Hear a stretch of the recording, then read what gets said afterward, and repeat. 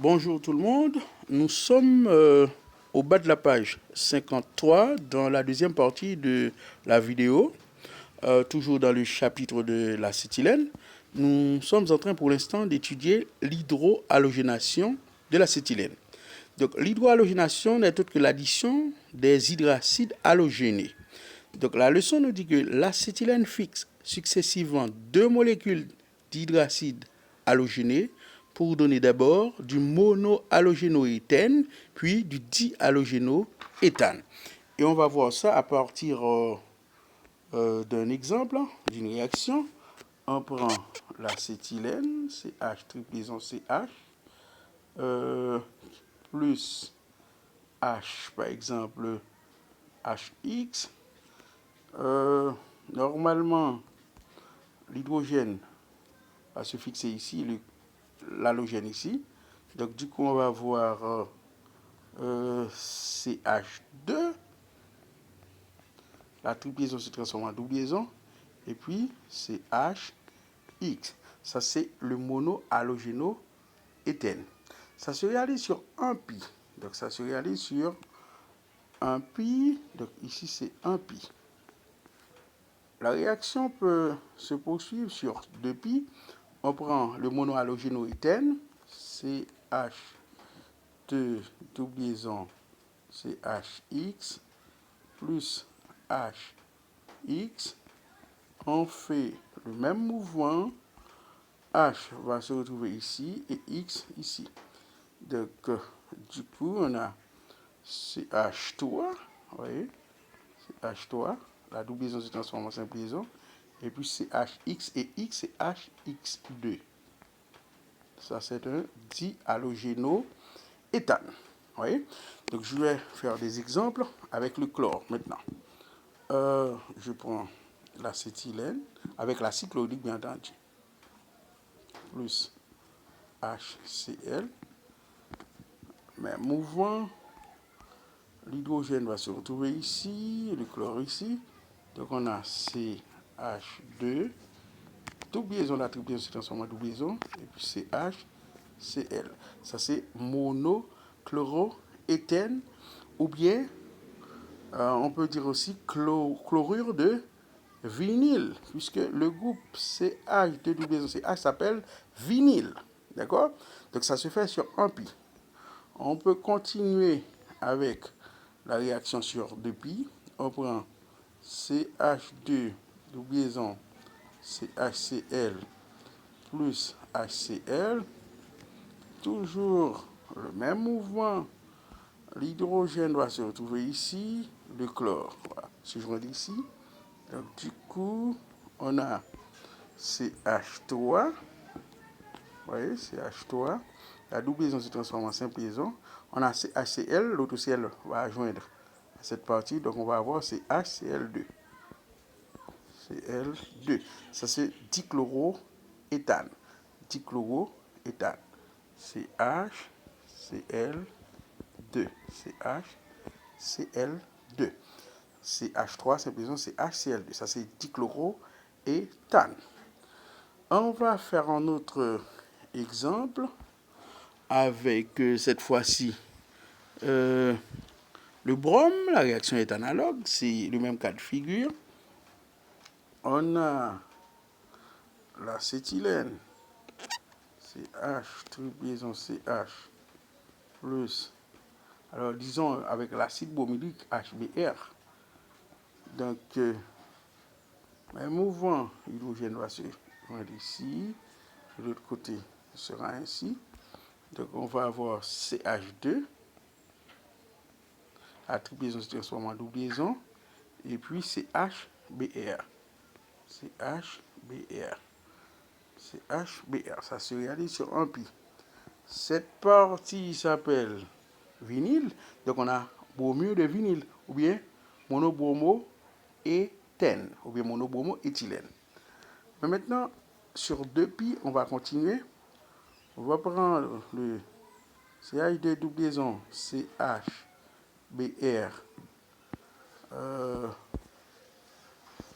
BR plus HBr. même mouvement.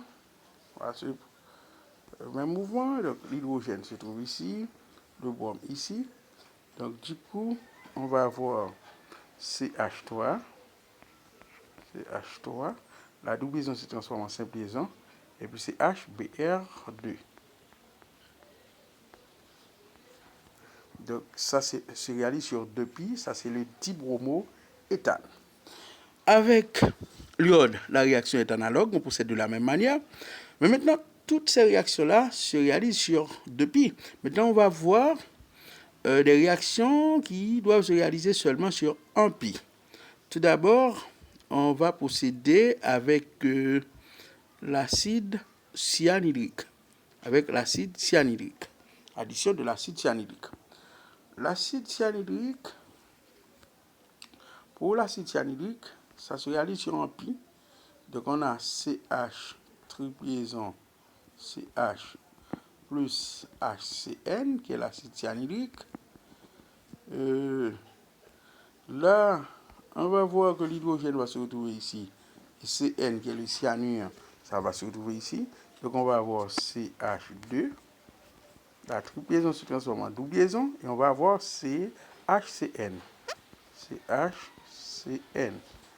Donc, si cette partie s'appelle vinyle, et ça s'appelle cyanure, on peut dire cyanure de vinyle. Ou bien, oui, cyanure de vinyle. On peut dire cyanure de vinyle. D'accord? Donc, ça, c'est le cyanure de vinyle. Maintenant, nous allons faire un autre. Ça se réalise seulement sur un pi et ça s'arrête là. Nous allons faire un autre exemple avec l'acide acétique, qui se réalise également sur un pi. Acide acétique. On prend à nouveau l'acétylène, CH, triple liaison CH, plus l'acide acétique, CH3, simple liaison COOH. C'est cet acide qu'on appelle aussi acide éthanoïque. Maintenant, c'est encore le même mouvement. Hydrogène fonctionnel va se joindre ici. Et le groupement COOCH3 va se joindre ici. Donc, du coup, on va avoir ici CH2. La triple liaison se transforme en double liaison. On a CH. Simple liaison, on va ajouter cette partie. Mais on ne peut pas mettre CH3 au milieu de la chaîne. Ça va être sursaturé. On met d'abord COO, ensuite CH3. Encore, cette partie s'appelle vinyle et cette partie s'appelle acétate. Donc du coup, on dit acétate de vinyle. Acétate de vinyle. Il faut dire que ça se réalise sur un pi et c'est fini là. Voilà, nous poursuivons. Ensuite, nous avons l'addition de l'éthylène. Là, on va additionner l'éthylène avec l'acétylène. L'éthylène avec l'acétylène. Je mets d'abord l'éthylène. Je mets d'abord l'acétylène. CH triple liaison CH plus l'éthylène CH2 double liaison CH2. Voilà. Voilà comment on va procéder. On va prendre un atome d'hydrogène ici. Un atome d'hydrogène. On va l'envoyer ici. Donc, si je prends un atome d'hydrogène ici, donc ici, je vais avoir CH2. CH2, et la triple liaison se transforme en double liaison. Ici, on a CH, simple liaison. Ici, on avait CH2, puisqu'on a enlevé un atome d'hydrogène, on a CH. Ici, on a double liaison. Et ici, il reste encore CH2. Vous voyez le jeu? Donc, on ne fait qu'enlever un hydrogène ici, on met ça ici. Donc, on a CH2. La triple liaison se transforme en double liaison. On a CH, simple liaison ici. On n'a plus CH2, on a CH, double liaison CH2. Donc, maintenant, on a une fonction alcène dans laquelle il y a deux doubles liaisons. Donc, pour lire cette fonction, on va utiliser le suffixe ADN. Donc, comme il y a 1, 2, 3, 4, donc nous disons, ça c'est le butadiène, butadiène diène, et puis 1, 3. 1, 3. Donc l'addition de l'éthylène avec l'acétylène nous conduit directement au butadiène 1, 3. Et enfin, on va faire l'addition avec une molécule d'azote.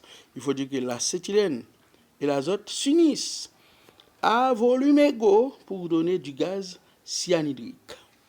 L'acétylène, c'est C2H2 avec l'azote qui est un corps biatomique. Ça va donner l'acide cyanhydrique ou bien du gaz cyanhydrique. Donc, pour équilibrer, ici on a 2 carbones, ici on n'a qu'un seul, on multiplie par 2. Du coup, on a 2 atomes d'azote, oui, 2 atomes d'azote, 2 atomes d'hydrogène, 2 atomes d'hydrogène. Donc, quand on dit à volume égaux, c'est parce que sous-entendu, il y a un volume de l'acétylène et un volume de diazote. Ça va donner 2 molécules d'acide cyanhydrique. Donc, c'est là que je veux m'arrêter et je laisse l'autre partie qui est l'addition particulière pour une autre vidéo. Espérons qu'il y a apprentissage. Toujours à votre côté, votre serviteur Benoît Jean Samuel. Merci, au revoir et bon travail.